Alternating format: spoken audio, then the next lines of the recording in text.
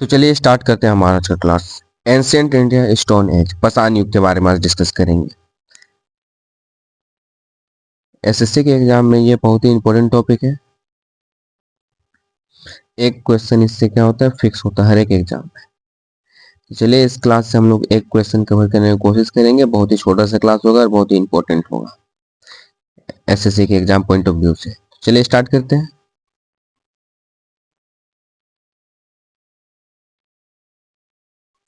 Stone age पाषाण युग के बारे में समझेंगे। सबसे पहले बात करेंगे आर्कियोलॉजर। इट मीन्स आर्कियोलॉजर एक्स आर्कियोलॉजर मीन्स एक्सक्यूशन, नो रिटर्न से होता है। स्टोन एज में आप बात करेंगे तो आर्कियोलॉजर मतलब कोई इसका पता कैसे चला, खुदाई से पता चला। इसके कोई लिखित साक्ष्य आपको प्राप्त नहीं हुआ है। क्या आपको लिखित साक्ष्य आपको प्राप्त नहीं हुआ है? एक्सक्यूशन, खुदाई से आपको पता चला है। किसके बारे में? पाषाण युग के बारे में। ठीक है। Stone age stone use to make tools and other thing. Stone age पाषाण युग में क्या स्टोन पत्थर का यूज किया जाता था हर एक औजार बनाने के लिए और भी छोटे छोटे ऑब्जेक्ट वस्तु बनाने के लिए यूज किया जाता है। किस चीज का? स्टोन का। कॉपर एज में किस चीज का यूज किया जाएगा? कॉपर का यूज किया जाता है। ठीक है। कॉपर एज में किस चीज का यूज किया जाएगा? कॉपर का यूज किया जाता है। स्टोन और कॉपर एज को अगर मिला दिया जाए तो प्री हिस्टोरिक पीरियड बन जाता है, जहां पे कोई भी लिखित साक्ष्य आपको नहीं मिला है। ठीक है ना। प्री हिस्टोरिक पीरियड में किस चीज को रखेंगे हम लोग? स्टोन एज और कॉपर एज को रखेंगे, जिसमें आपको कोई भी लिखित साक्ष्य नहीं मिला है। ये आपको याद रखना है। स्टोन एज में किसको रखेंगे? स्टोन एज में आपको हो जाएगा एक प्री हिस्टोरिक पीरियड, जहां पे स्टोन एज और कॉपर एज को कंबाइन कर दिया जाएगा, प्री हिस्टोरिक पीरियड बन जाएगा, जहां पे कोई लिखित साक्ष्य नहीं मिला है। ठीक है ना। चलिए नेक्स्ट देखेंगे यहाँ पे ब्रॉन्ज एज। ब्रॉन्ज एज को हड़प्पा एज भी बोलते हैं। इसको प्रोटो हिस्टोरिक पीरियड में रखा गया है। इसमें क्या रिटर्न एविडेंस तो मिला, बट उसे समझा नहीं जा सका। ठीक है। तो आपको याद रखना है प्री हिस्टोरिक पीरियड में क्या कोई भी लिखित साक्ष्य नहीं मिला है, लेकिन आपको हड़प्पा एज में या फिर ब्रॉन्ज कांस्य युग में लिखित साक्ष्य तो मिला, लेकिन उसे पढ़ा नहीं जा सका है। ठीक है। चलिए नेक्स्ट बात करते हैं। अभी कि उसको क्लासिफाई करेंगे। सबसे पहले बात करेंगे हम लोग स्टोन एज के बारे में।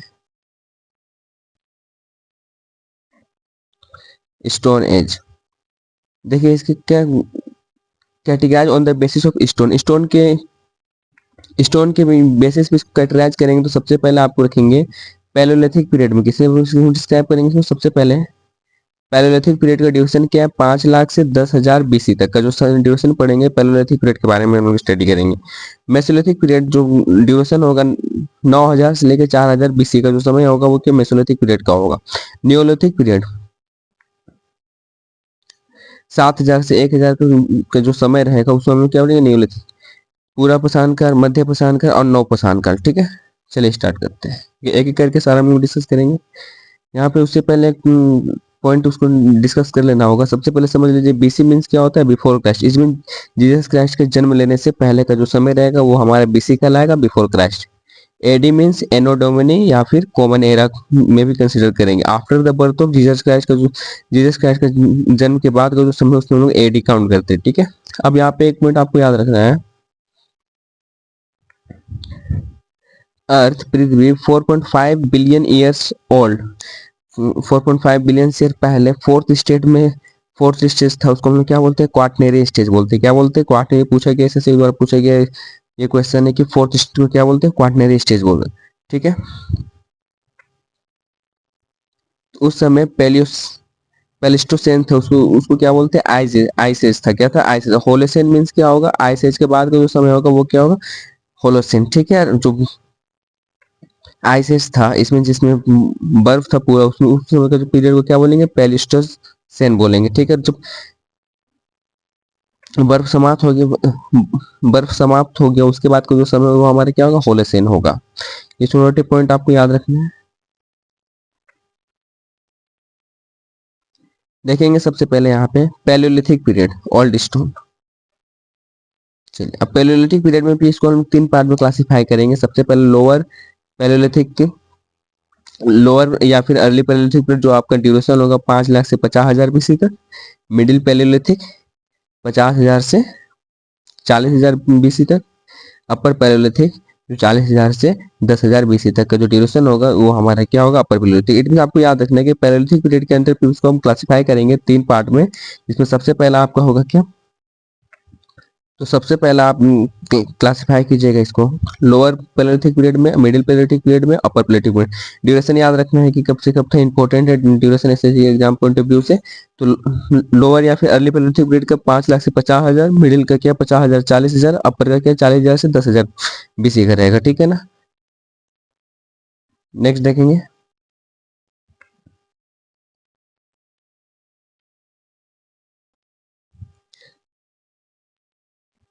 अब हम बात करते हैं एक एक करके किसी लोअर पैलेयोलिथिक पीरियड के बारे में बात करेंगे, ठीक है। लोअर पैलेयोलिथिक पीरियड के बारे में, इसको हम लोग क्या बोलते हैं, आइस एज भी बोलते हैं, क्या बोलते हैं, आइस एज भी इसको कहा जाता है, किसे, लोअर पैलेयोलिथिक पीरियड को। अब इसका कुछ इंपॉर्टेंट साइट है उसके बारे में डिस्कस करेंगे, जैसे कि सोन या फिर सोन वैली कहाँ पे है, पंजाब में बोलेंगे। बेलन वैली कहाँ पे, यूपी में, जहाँ पे आपका केव या फिर रॉक शेल्टर आपको देखने को, गुफा गुफा देखने को मिला जहाँ पे लोग निवास करते थे। डिंडवाना राजस्थान में, नेवासा कहाँ है, महाराष्ट्र में है। हुनासगी या फिर हुंसगी कहाँ पे है, कर्नाटक में है। पहलगाम कश्मीर में पड़ता है। और पटने जो है महाराष्ट्र में है, जहाँ पे पहली बार आपका ऑस्ट्रिच का एविडेंस सबूत मिला था, ठीक है। तो ये आपको याद रखना है कि इसके बारे में, लोअर पैलेयोलिथिक पीरियड के बारे में कुछ इंपॉर्टेंट टर्म है, ठीक है। लोअर पैलेयोलिथिक क्या, सबसे पहले तो इसको आइस प्रिफर किया गया, आइस बोलते हैं किसको, लोअर पैलेयोलिथिक पीरियड को, ठीक है। सोन ये सब इंपॉर्टेंट है। सोन या फिर सोन वैली कहाँ, पंजाब में है। बेलन वैली यूपी में है, जहाँ पे के या फिर ओक शेल्टर है। डिंडवाना राजस्थान में है। नवासा महाराष्ट्र में है। हुनासगी या फिर हुनसंगी कहाँ है, कर्नाटक में है। पहलगाम कश्मीर में। और पटने का महाराष्ट्र में एक पटने जगह है, जहाँ पे आपको पहली बार आपको क्या साक्ष्य मिला था, किस चीज का, ऑस्ट्रिच का।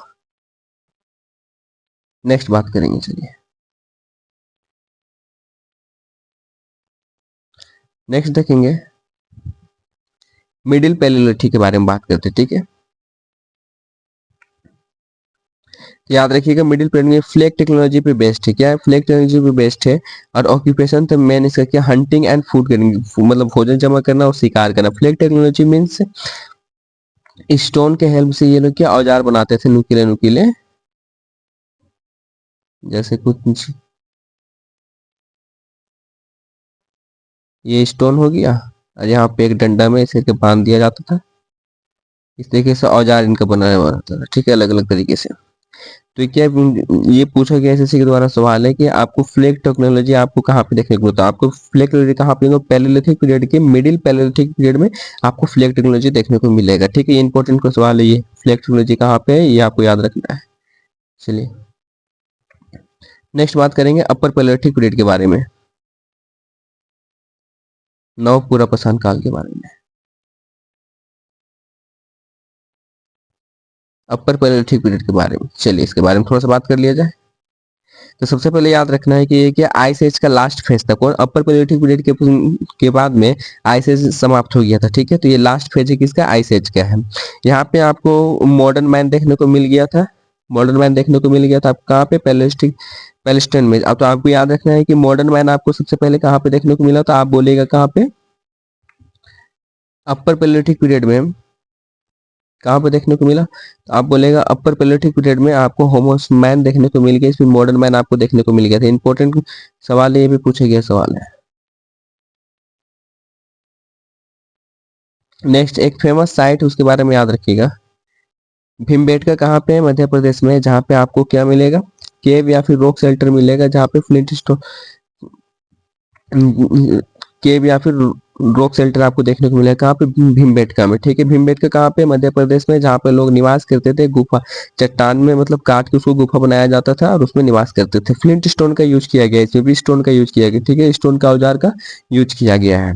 यहाँ पे देखिए एक इंपॉर्टेंट टर्म है, यहाँ पे ईमानगांव और नेवाडा, ये साइट है कहाँ पे, महाराष्ट्र में पड़ता है, कहाँ पड़ता है, महाराष्ट्र में पड़ता है। ये कुछ इंपॉर्टेंट टर्म है अपर पैलेयोलिथिक पीरियड से रिलेटेड में, तो आपको ये सारा टर्म को क्या करना है, याद रखना है, ठीक है। नेक्स्ट बात करेंगे, मेसोलिथिक पीरियड के बारे में बात करेंगे, ठीक है। मध्य पूरा पाषाण काल के बारे में हम थोड़ा सा डिस्कस कर लेते हैं।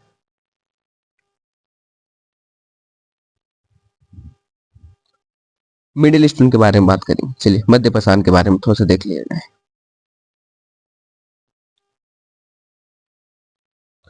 देखेंगे सबसे पहले ये क्या था, मीनिंग लेट स्टोन एज। इसका जो ड्यूरेशन है आपको क्या 9000 से 4000 बीसी का जो समय है उसमें हम लोग क्या पढ़ेंगे, मेसोलिथिक पीरियड के बारे में बात करेंगे, जहां पे आपको फ्लोरा एंड फाउना आपको पाया गया था। तो ये इंपॉर्टेंट है, फ्लोरा एंड फाउना कौन से पाषाण युग में पाया गया, तो आप बोलेगा मेसोलिथिक पीरियड में पाया गया है।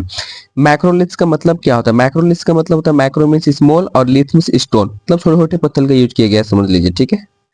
जियोग्राफिक डिस्ट्रीब्यूशन थोड़ा सा देख लिया जाए इसका भी। जियोग्राफिक डिस्ट्रीब्यूशन तो देखिए कहाँ तक फैला हुआ उसके बारे में तो देखिए, गुजरात में ये फैला हुआ है, लहंगनाज तक। गुजरात में कहाँ तक फैला हुआ है, लहंगनाज तक। एमपी में भीमबेटका, यूपी में चौपानी, राजस्थान में बैगोर, कर्नाटक में संगानाकल्लू, और साउथ तमिलनाडु में टूटीकोरिन, और एमपी में आदमगढ़ तक ये फैला हुआ है, ठीक है। कौन सा आपका मेसोलिथिक पीरियड का जो ज्योग्राफिक डिस्ट्रीब्यूशन है कहाँ तक फैला हुआ है, तो इसके बारे में हम बात कर लिए। यहाँ पे देखिए एक इंपॉर्टेंट टर्म आपको याद रखना है क्या, राजस्थान के राजस्थान के बैगौर में आपको देखने को मिला था क्या, evidence of domestication of animal, मतलब पशुपालन आपको सबसे पहले देखने को मिला कहाँ पे, राजस्थान। राजस्थान के अंदर कहाँ पे, तो बैगौर में, ठीक है। ये कुछ ज्योग्राफिक डिस्ट्रीब्यूशन है, आपको याद रखना है मेसोलिथिक पीरियड में। जैसे लहंगनाज गुजरात में पड़ता है, चौपानी उत्तर प्रदेश में, बैगौर राजस्थान में, भीमबेटका मध्य प्रदेश में है, संगनाकल्लू कहाँ है, कर्नाटक में है, टूटीकोरिन कहाँ है, साउथ तमिलनाडु में, आदमगढ़ मध्य प्रदेश में, ठीक है। चलिए नेक्स्ट बात करते हैं। अब यहाँ पे बात करेंगे हम लोग नियोलिथिक पीरियड के बारे में। नियोलिथिक पीरियड के बारे में, न्यू मीन्स होता है नया और लिथिक मीन्स होता है स्टोन, मतलब नवपाषाण काल, ठीक है। ड्यूरेशन कब से कब है, तो आप बोलेंगे 7000 से 1000 बीसी का जो समय है उसके यहाँ न्यूलिथिक पीरियड का जो समय है। यहाँ पे यहाँ के लोग क्या करते थे, खेती करते थे, ठीक है। और खेती करने के बाद जो भी अनाज होता था उसको जमा करने के लिए पोट्री का यूज करते थे, टू स्टोर एक्सेस फूड गिनर। जो पोट्री जो घड़ा बनाते थे वो क्या ब्लैक और रेड कलर का पोट्री होता था, ठीक है। यहाँ पे देखिए आर्ट, भीमबेटका में आपको, भीमबेटका जो आपको मध्य प्रदेश में है, जहाँ पे ह्यूमन बर्ड्स एनिमल का रॉक पेंटिंग, चट्टान में पेंटिंग आपको देखने को मिलेगा। और न्यूलिथिक पीरियड के लोग अपना प्रॉपर्टी रखते थे, ठीक है। तो आपको यहाँ पे क्या आपको आर्ट देखने को मिलेगा। आर्ट किस तरह का होता था, कुछ इस तरीके से आपको देखने को मिलेगा आर्ट उट। ये चिड़िया होगा, इस तरीके से आपको आर्ट देखने को मिलेगा, ठीक है। कहाँ पे, भीमबेटका साइट पे। चलिए अब हम बात करेंगे कुछ इंपॉर्टेंट साइट्स से। तो साइट के बारे में बात करते हैं, पाषाण युग में कुछ इंपॉर्टेंट साइट्स है कहाँ पे और उसमें क्या क्या इंपॉर्टेंट टर्म है उसके बारे में थोड़ा सा डिस्कस करना है आपको। तो सबसे पहले हम देखेंगे यहाँ पे मेहरगढ़। क्या देखेंगे, मेहरगढ़। मेहरगढ़ कहाँ पे पड़ता है, बलूचिस्तान में पड़ेगा, ठीक है। तो यहाँ पे क्या आपको मिला, तो आपको साक्ष्य मिला था किस चीज का, घर का, वीट गेहूं का, बार्ली का और कॉटन का यहाँ पे साक्ष्य मिला। तो मेहरगढ़ कहाँ पड़ता है, बलूचिस्तान में पड़ता है। यहाँ पे किस चीज का साक्ष्य मिला, तो आप बोलेंगे house wheat barley and cotton. Next बात करेंगे कर्नाटक। कर्नाटक में पड़ेगा आपको यहाँ पे संगनकल्लू पड़ेगा, जहाँ पे आपको क्या देखने को मिला, ब्रह्मागिरी, मस्की, हलौर। हलौर में क्या मिलेट का कल्टीवेशन, मिलेट का खेती हुआ था, ठीक है। ये सारा चीज साइड सब कहाँ पे, कर्नाटक में पड़ेगा। कहाँ पड़ेगा, कर्नाटक में, ठीक है। संगनकल्लू हो गया, ब्रह्मागिरी हो गया, मस्की हो गया, हलौर हो गया। उत्तर प्रदेश के इलाहाबाद में आपको चावल का साक्ष्य मिलेगा, ठीक है। उत्तर प्रदेश के इलाहाबाद में कहाँ पे चावल का साक्ष्य मिला है, ये भी इंपॉर्टेंट साइट है आपका इलाहाबाद में। नेक्स्ट देखेंगे आंध्र प्रदेश। आंध्र प्रदेश में आपको अराउंड भीमा, कृष्णा एंड तुंगभद्रा नदी भी है, वो भी कहाँ है, आंध्र प्रदेश में है। बूंदी हल, उतनौर जो है बहुत ही पुराना साइट है, और नागार्जुन, नागार्जुना कोंडा, ये सब इंपॉर्टेंट साइट है किसका, आंध्र प्रदेश का। किस चीज का, आंध्र प्रदेश। आंध्र प्रदेश का एक उतनौर जो है बहुत ही पुराना साइट है, ये आपको याद रखना। उतनौर बहुत ही पुराना साइट है, कहाँ पे है, आंध्र प्रदेश में है। नेक्स्ट तमिलनाडु में आपका इंपॉर्टेंट साइट है पियामेपल्ली और कावेरी। गारो हिल आपका मेघालय में पड़ता है। असम में डेजुलू हेडिंग से आपका जेडेटाइट स्टोन वहां पे आपको पाया गया, स्टोन होगा वो वहां पे पाया गया है, याद रखना है, ठीक है। असम में दार्जिलिंग हेडिंग पे जेडेटाइट स्टोन निकाला जाता है तो वहां पे पाया गया है। केटल ह्यूक टर्की के एक टर्की के एक जगह है जहाँ पे आपको क्या फर्स्ट ह्यूमन प्रोटोसाइट है, जहाँ पे पहले बार मानव देखा गया था, ठीक है ना। One of the first human protocyte, पहली बार मानव यहाँ पे देखा गया है, कहाँ पे, टर्की के कैटल युग में। नेक्स्ट बात करेंगे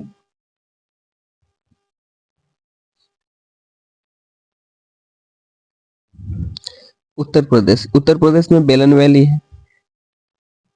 बेलन वैली में कोल्डिहावा और महागढ़ साइड से, जहाँ पे क्या डोमेस्टिकेशन ऑफ राइस, यहाँ पे क्या 7000 BC में आपको पाया गया था, ठीक है, कहाँ, कोल्डिहावा में। याद रखिएगा, ठीक है। किसी द्वारा पूछा गया सवाल है कि आपको चावल का साक्ष्य पहली बार कहाँ मिला था, तो आप बोलेगा यूपी के इलाहाबाद में, कोल्डिहावा में। और मेहरगढ़ में कब मिला था, 7000 BC में मिल गया था चावल का साक्ष्य, ठीक है। बिहार में एक चिरान जगह का नाम है जहाँ पे आपको हड्डी से बने औजार यहाँ पे देखने को आपको मिला है, ठीक है। क्या, बिहार में जगह का नाम है चिरान, जहाँ पे बोन टूल मिला है, आपको देखने को मिला है। क्या मिला है, बोन टूल, बोल नहीं, बोन टूल आपको देखने को मिला है, याद रखिए, ठीक है। और कश्मीर वैली में बुरजोम और गुरुफाल, यानी कि ये 3 जगह है। कौन कौन सा, ये बिहार का हो गया चिरांद, ये बुरजोम और गुरफाल, गुरफक्राल, ये तीनों जगह में आपको क्या मिला है, बोनटून मिला है, मतलब हड्डी से बना औजार मिला। और कहीं पे और कोई सा भी साइट में आपको देखने को नहीं मिला। ये 3 जगह है जहाँ पे बोनटूल मिला है, आपको याद रखना है, चिरांद, बुरजहोम और गुरफक्राल। पूछा जाता है कि बोनटूल कहाँ पे मिला है, तो यहाँ पे कोई सा भी ऑप्शन रहेगा तो आपको टिक कर लेना है। नेक्स्ट बात करेंगे बुरजहोम के बारे में, थोड़ा डिस्कस करते हैं।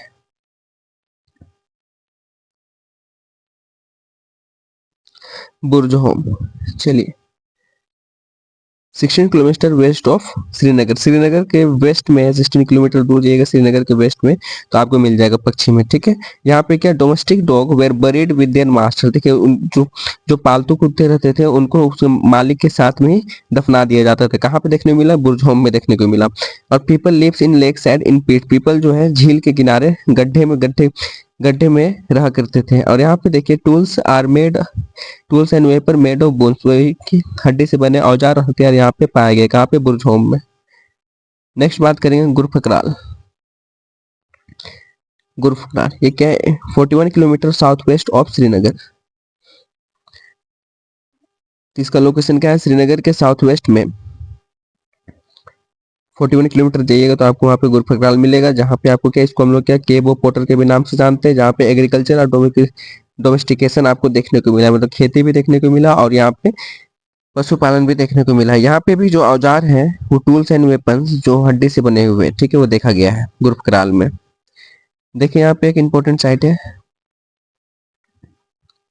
वेस्टर्न महाराष्ट्र में जोरवे है। क्या है, वेस्टर्न महाराष्ट्र में जोरवे एक साइट है, जहाँ पे आपको देखिए लार्जेस्ट साइट याद रखना है दैमाबाद है, और नवादा टोली जो है नर्मदा नदी के किनारे पे बसा हुआ है, ये आपको याद रखना है, ठीक है। जोरवे के अंदर में आता है ये दैमाबाद लार्जेस्ट साइट है, और नवादा टोली आपका नर्मदा नदी के किनारे पे स्थित है। ये इंपॉर्टेंट साइट है, इसके अंदर और भी 6 है तो वो नहीं लिखा है।